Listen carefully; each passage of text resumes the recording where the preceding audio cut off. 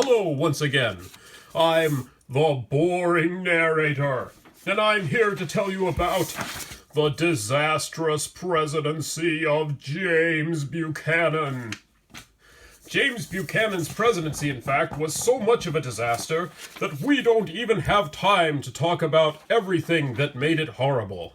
Instead, here are a few of the greatest hits, the things that made James Buchanan's presidency really awful. We'll start with the Dred Scott decision. Widely considered the worst Supreme Court decision of all time. Dred Scott was a slave who had been taken to a free state and sued there for his freedom. The Supreme Court issued that not only did the case have to be thrown out because Dred Scott was not a citizen and thence could not sue, but that slave owners should be able to take their slaves everywhere, even to free states. They really only needed to issue the first part of the ruling. However, before he even took office, James Buchanan was writing letters to Supreme Court justices saying that they should make a bigger decision and do it in a way that protected the rights of slaveholders. This interference with the operations of the court made James Buchanan very unpopular with many members of his own party. This got even worse during the affair with the Lecompton Constitution. The territory of Kansas was applying to be a state. Most of the people in Kansas were actually against slavery.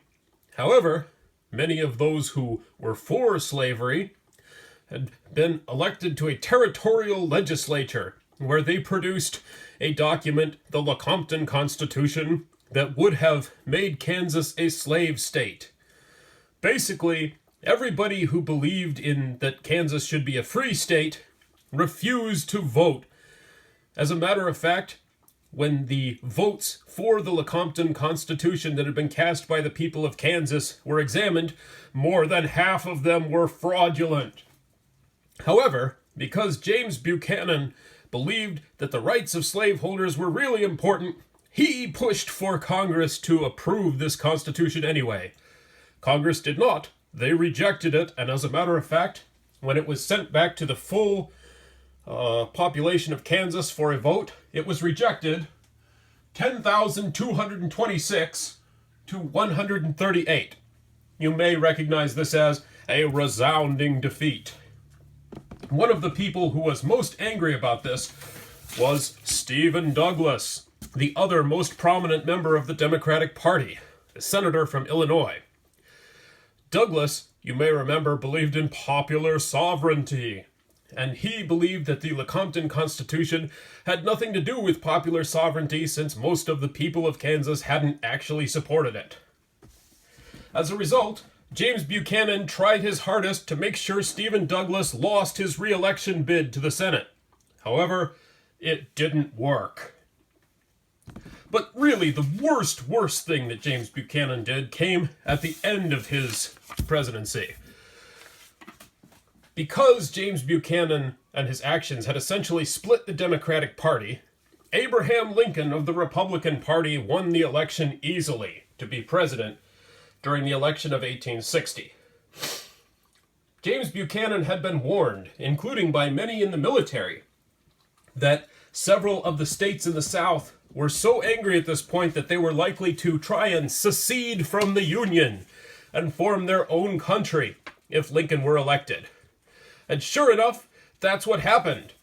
James Buchanan refused to send any federal troops or reinforcements to the South, saying that although the Constitution prevented the South from seceding, he also had no authority to do anything about it. This meant that the South easily, the states seized all of the federal forts and properties in the South, except for a few forts that were on islands. This meant that instead of being able to immediately send in the army and possibly stop the Civil War very early, the South had time to get all of the forts and guns and stuff, so that when President Lincoln took office, there was hardly anything that could happen without a lot of fighting. These states seceded: South Carolina, Mississippi, Florida, Alabama, Georgia, Louisiana, and Texas. They formed the Confederate States of America. Later, a few other states would also secede, including Arkansas, North Carolina, Virginia, and Tennessee. Finally, James Buchanan thought maybe he should do something, but he bungled the entire operation. One of the only forts that was left was Fort Sumter, which was in the harbor of Charleston, South Carolina, on an island. And James Buchanan's decision to try and send reinforcements to Fort Sumter eventually led to the first shots being fired of the Civil War. I hope you agree with my assessment as the boring narrator that James Buchanan's presidency was disastrous.